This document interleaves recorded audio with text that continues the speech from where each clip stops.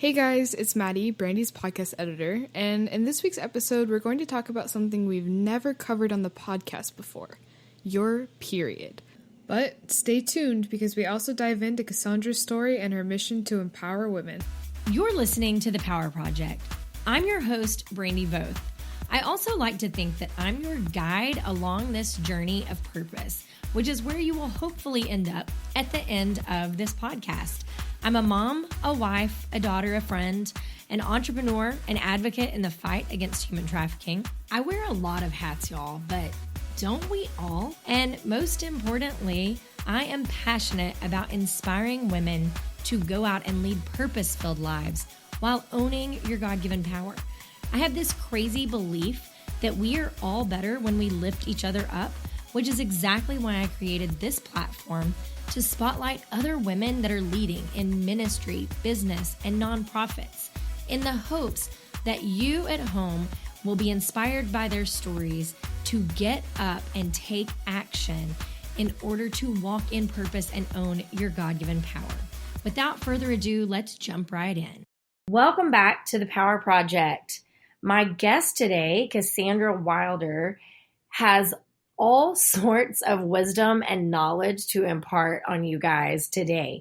She is a naturopathic doctor, an herbalist, a yoga teacher, and she's passionate about women's health and healing.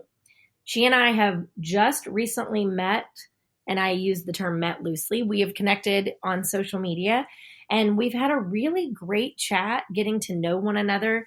I know you guys are going to be so excited to hear what she has to share with you. So without further ado, let's welcome Cassandra to the table. How are you today? I am so good, so excited to be here. I'm really excited for you to be here.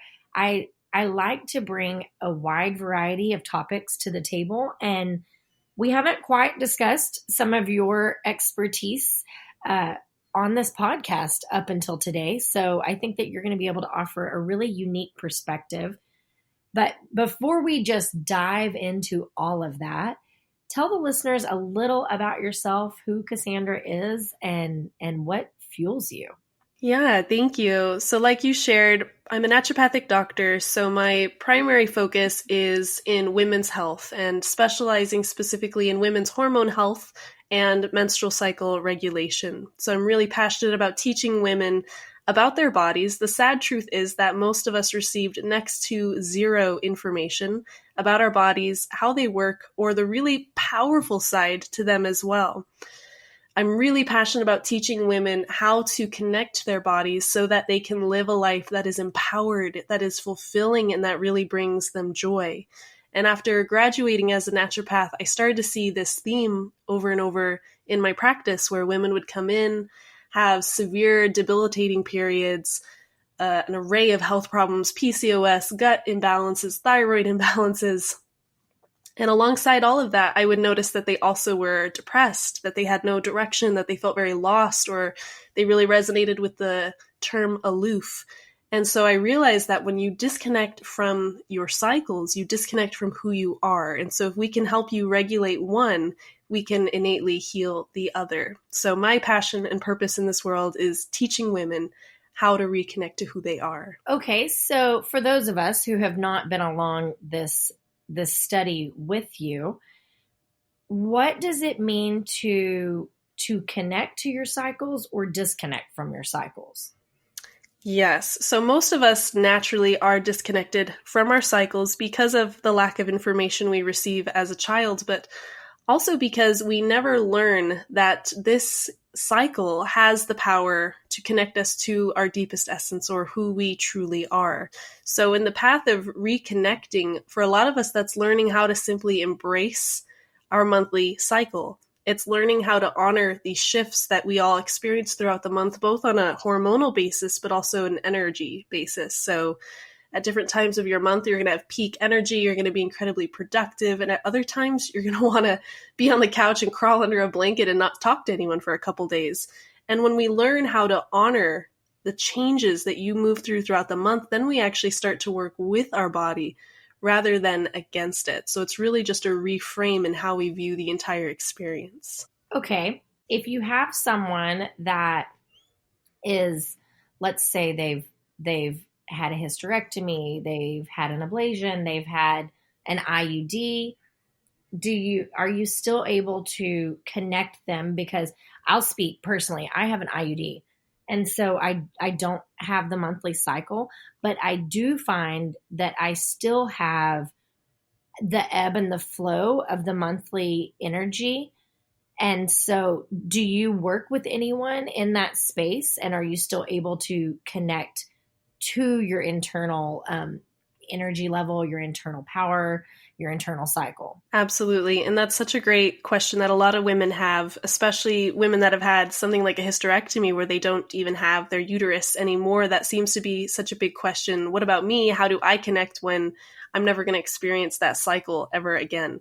But innately, you will forever be on this cyclical path. So like you said, Brandy, you're still going to notice those changes in your hormones, in your energy levels, your mood. Everything is going to fluctuate throughout the month.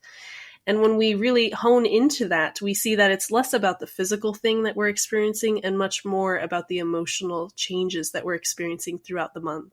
And so how do you, and I'm not asking for a free office visit here today on the show, but what does it look like for you to help a patient become really in tune with that cycle and learn how it best serves them in life? What does that kind of look like walking through with a patient? Yeah, so a typical consult is going to include a lot of discussion about what their experience with their cycle has been like. I spend an hour in the initial consultation with my clients. So we talk about what their first cycle was ever like. For a lot of women, there's a lot of trauma and a lot of pain associated with that because, they were wearing the white pants at school the day, of course, that they were going to start their period, or someone made fun of them, or their mom shamed them, or whatever. So many of us have some sort of story attached to the entire experience, and that forever shapes how we view it moving forward. So even when I'm working with someone that's 40 or even in their 50s,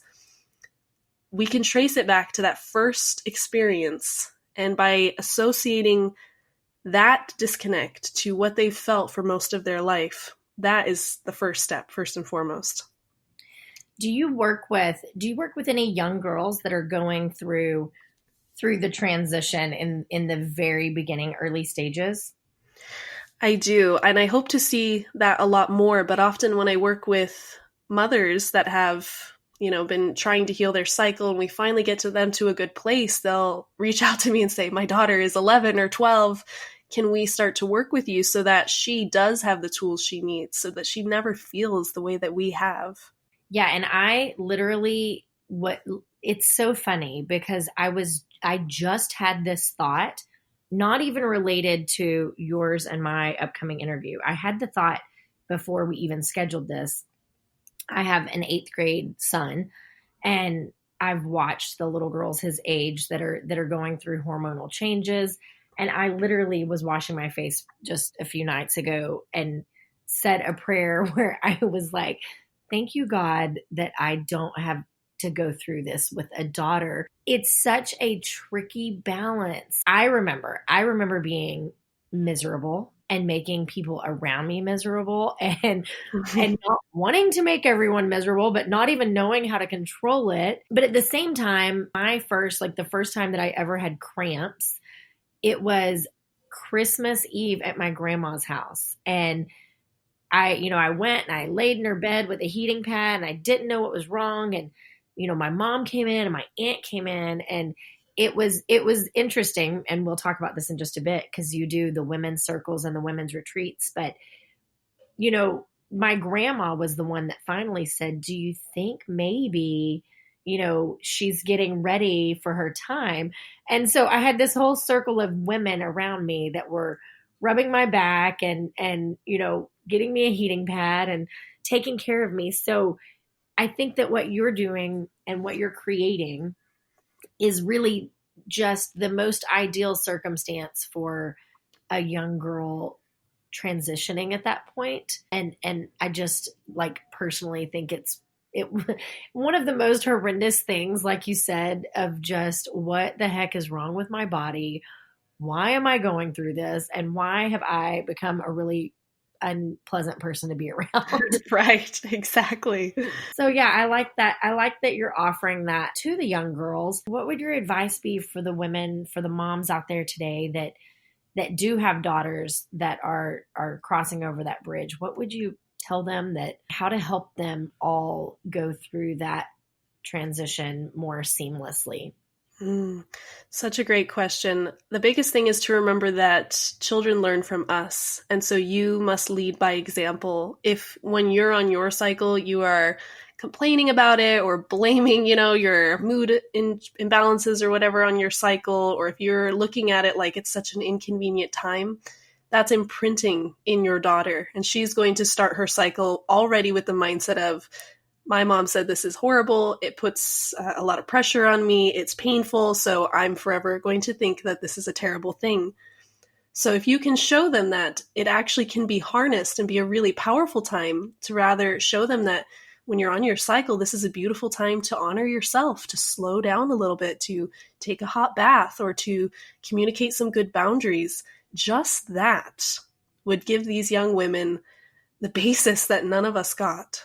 And it's interesting, and I can say this because I actually had this conversation with my mother not too long ago. And it's not her fault. No one taught her how to talk about it. But she would throw up, and to this day, it will make the hair stand on the back of my neck up. And she would say, oh my gosh, you're so snappy today. What, are you on your period or something? And I literally, we just had this conversation not too long ago where I was like, Mom, I cannot believe you as a mom, as a woman, would say that. And she said, honey, I'm sorry, but you just had mood swings and I didn't know how to deal with it. So giving the tools of saying, it's okay, take some time to slow down, take a hot bath, set a boundary, might be a little more healthy of a phrase to say to your Just a little bit, yeah. Oh yeah, that's what happens when you have kids very young and grow up together. And like I said, we've had that conversation, so she probably won't get too mad at me about this on here today. Okay, so we are talking about the harnessing of the cycle and tracking our cycle and becoming really empowered through it and seeing it as not this horrible thing that it has to be. How did you end up on this path? How did you even become a menstruation expert? Yes, great question. I get that question a lot. What changed? What brought you to this path? I grew up in a super small town in rural Utah, and so I think I was just about as disconnected from my body as one can be, where I received no information about my body. And as a child, had a huge amount of sadness and depression and kind of this loss of identity, I guess we could say. And so, of course, into my adolescence, that all just magnified. And so I got my cycle. It was incredibly debilitating. I felt very gross and shameful and really, again, feeling like I had no connection to who I was. And this does not set one up for a very good life, right? Because when we're disconnected from ourselves, we're disconnected from our guidance or intuition, we're disconnected from God. And so when I was 19, I entered a relationship, again, not connected to myself at all. And so I propelled myself into a really, really toxic environment. And this relationship would end in me being sexually assaulted in my own home by this person that I loved and trusted. And so the next few months of my life would include courtrooms and detective hearings and police reports. And it was such a dark, painful, raw time of my life.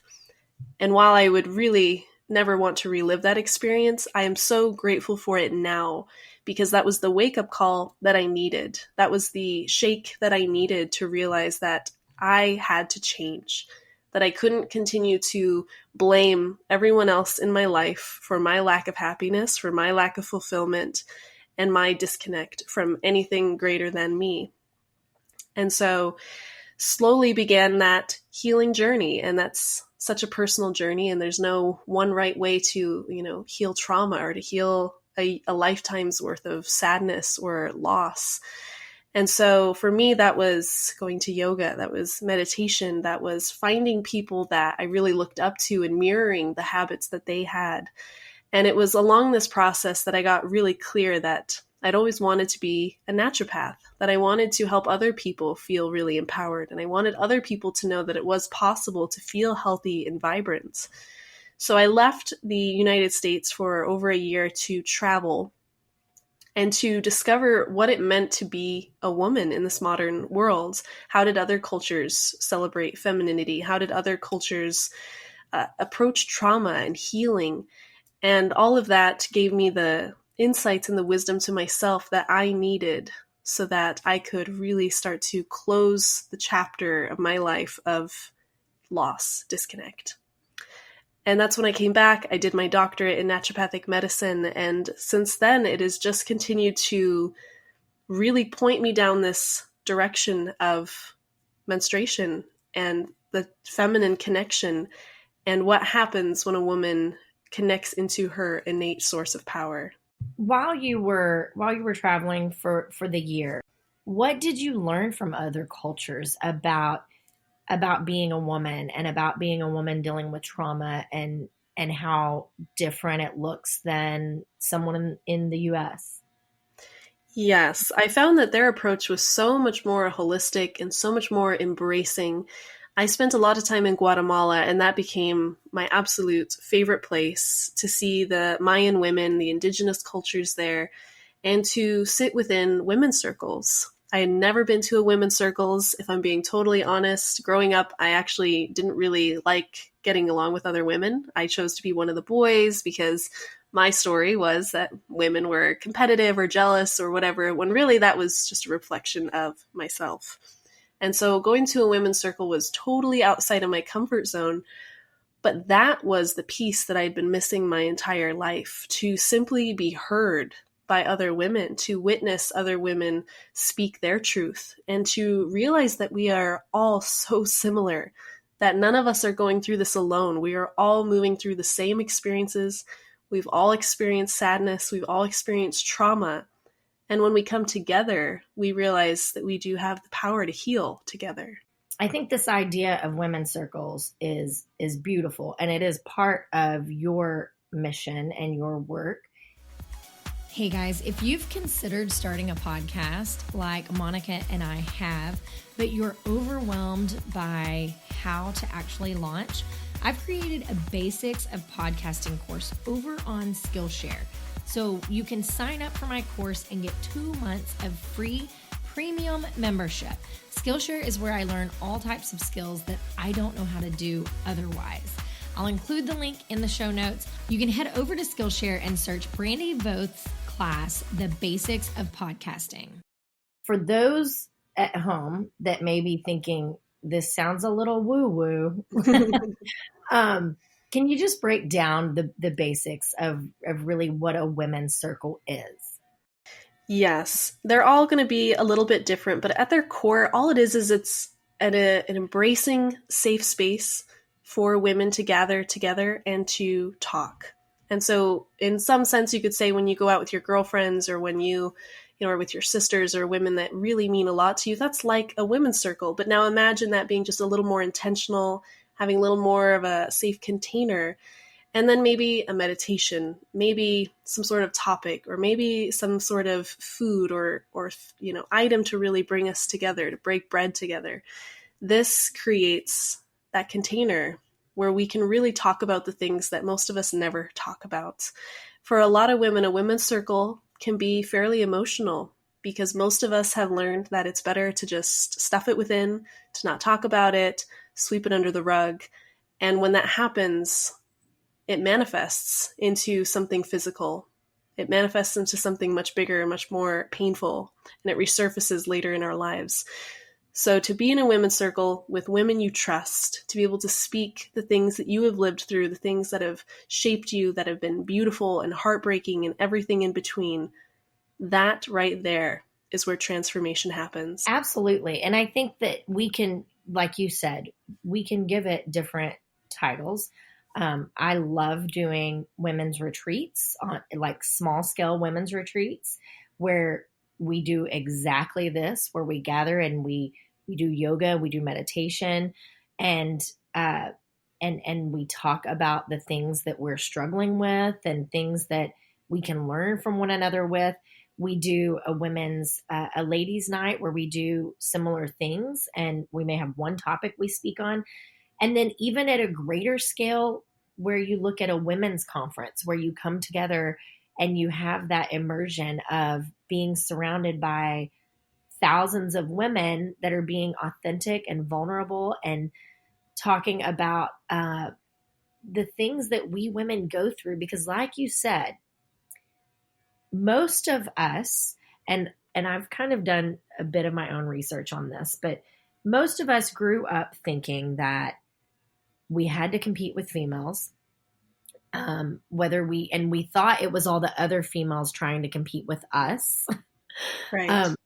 And I was like you, it was so much more comfortable for me to go run around with the boys than be in that space of competing with other women. And I don't know where this comes from. I don't know if our mothers taught us this and their mothers taught them that, but the shift that I personally have seen in my adulthood has been this beautiful like reemergence of women saying, let's lock arms, let's do life together, let's learn from each other, like let's come to the table and welcome others to the table. Yes. And as I'm thinking of your women's circle and how it relates to different experiences that I personally have had. Do you know the story of the elephants? I don't know. I don't know if I know that one. Okay, so Jen Hatmaker, who is a speaker and author and podcast host and all of that, she spoke at a women's conference that I was at this summer, and she talked about when, I think this is just so beautiful and such a good illustration. She talked about when the female elephant in the tribe gives birth, that all of the other elephants within the tribe, all the other female elephants within the tribe, back up as tight as they can, and they make this tight knit circle where they're backed up to the mother that's in labor, and they stomp the ground and they blow their trumpets and they create this dust storm. And what they do is they create this safe space where no enemy can get in, and the mother is completely safe, where that she's not seen in her weakest moment, she's not heard, and that herd of female elephants protects her in that time, in her most vulnerable time. Wow. And I it's beautiful. It's, if you Google it, like there's a story about it and a picture, and it so accurately represents what you're talking about here and the work that you're doing, and the fact that we can say, yes, once a month we are seen as vulnerable, mm-hmm. in the way that we have been taught and we have been raised. And instead, we can build these relationships with other females and with ourselves and internally to create a safe space and strength there. It really is beautiful. It's one of the most beautiful illustrations of, I'm just thinking about women of other cultures and how it looks different in different countries. And yeah, you'll have to check out the elephants. All the listeners will have to check out the elephants, because there really is truly, I personally have an elephant tribe at this point of women that are building one another up and doing these big things like you are. So we talked about your trauma, and we talked about your experience with that and not being able to heal and move on. I speak with a lot of people on this podcast that have been through childhood trauma, adult trauma, and the resounding statement is always that you have to deal with the trauma and you have to go through it. And if you don't, it's going to eventually deal with you. So let's look at that place where you decided you had been through trauma, you had to quit blaming others, you had to change yourself and find your own healing, and you began your own healing journey to find that, what would your advice be for someone today that is at home listening to this and they feel like they have trauma they're walking through, they know they have to make a change, they don't even know what step to take first? What is your advice to them? Truly, I think the biggest piece of advice I could offer is to just remember that healing is not linear, and your healing journey is going to look completely different than anyone else's. It's meant to be that way. So there's no set time frame on when you should be healed. There's no set way you should do it. There's no set coach or healer or person that can fix you. You just must begin where you can. And there's going to be days where you feel really good, and there's going to be days where you question if any of this has been worthwhile. But I can assure you that if you stick with it, if you have grace and compassion with yourself, you will find yourself completely in a different space than you ever thought imaginable. Yeah, and I think that oftentimes people think, whether if they find Christ along the journey and they think, oh, I'm fixed, I'm automatically, I have grace and I have redemption and love, but I think that people don't realize that you still have to put the work in, and Yes. you still have to take the steps on the journey. And I know that yoga and meditation played a big part of your journey. And it's funny to me because I love yoga. I'm obsessed with it. I'm a very high strung person, and I need someone just to tell me to sit still and breathe a couple of times a week. It really did. Yoga and meditation truly helped me overcome anxiety. And so I think it's so important.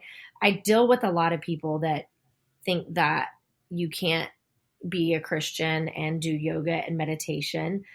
And one of my favorite lines I've ever heard is a good friend of mine that is a yoga instructor as well. And she said, when you pray, you're talking to God. But when you meditate, you're quiet and you're able to listen to God. So if you could just speak a little to how yoga and meditation served you in your journey and how it can serve others in their journey as well. Yes, it is so related to what you just said. When we're in our busy, chaotic lives, there's such little time to actually be quiet and to listen or to receive the guidance that we're so desperately seeking. So for me, it was simply being within a space that felt really safe. And like you said, being encouraged to look within, to meditate, to focus on my breath. Just breath has the power to relieve stress and trauma at tremendous levels. And so for me, it was really the container that I was seeking, and a space where I knew that no one was going to hurt me, no one was going to touch me, no one was going to do anything that was not fully consensual. That was what I really, really craved. And I often joke that I was that girl in Shavasana at the end of every yoga class, bawling my eyes out. And in a lot of classes, there's usually that person. And so whenever I'm in a class and I can hear someone crying, I have so much compassion and think, oh, I know that feeling. I know what it feels like to be cracked open and how raw and exposed you feel at the end of that yoga class, but how much that propels your healing journey forward. So like you said, yoga and meditation can be such powerful tools to just be able to listen to our own inner guidance and then also to God. 100%. I tell everyone, if you're feeling anxious, if you are feeling like possibly ADD, ADHD, overly stimulated, before you go and listen, I think that modern medicine has its place, and I'm never going to knock the fact that people need what they need when they need it. But before you take that step, maybe just try a nice yoga and meditation routine where you are able to calm down, get still, get quiet, and listen to, like you said, your inner guidance and give it a chance for healing. So tell me, with your events and your retreats and your women's circles and your yoga and all the things that you are doing, what is the best way that someone can be involved with your mission and with your work that you're doing right now? Yes. Well, one of the best ways is to come to a retreat. That's a beautiful way to really get to receive yourself first. And as women, we are usually the givers. We are the glue to our families and our communities. So just for a woman to have the space to receive, to stay in a beautiful luxury location, to have someone else make her all organic meals every day. I mean, just that is revolutionary for a lot of us. Like, what? I don't have to cook or do the dishes. So just that's profound. And then also to be in that loving space again, where you can start to look beneath the surface, to ask yourself if there are things in your life that you do want to shift, if there's something that does need to be healed, and also to heal the wounding of the feminine, because many of us are probably apprehensive at the idea of going to a women's circle or a women's retreat because we've had women hurt us in the past. So this is a beautiful time to end that story and to be around women that are just like you, that are genuine and beautiful and here to connect so that you can put that story to rest once and for all. So where are your retreats at? Where can people find out more about the retreats? Yes, it's all on my website, goddessceremony.com. And we do them all over. We do a lot in Utah and Michigan, Idaho, New Mexico, Arizona. And then we do a select few 7-day international retreats every year. So we go somewhere fun like Costa Rica or Greece or something like that.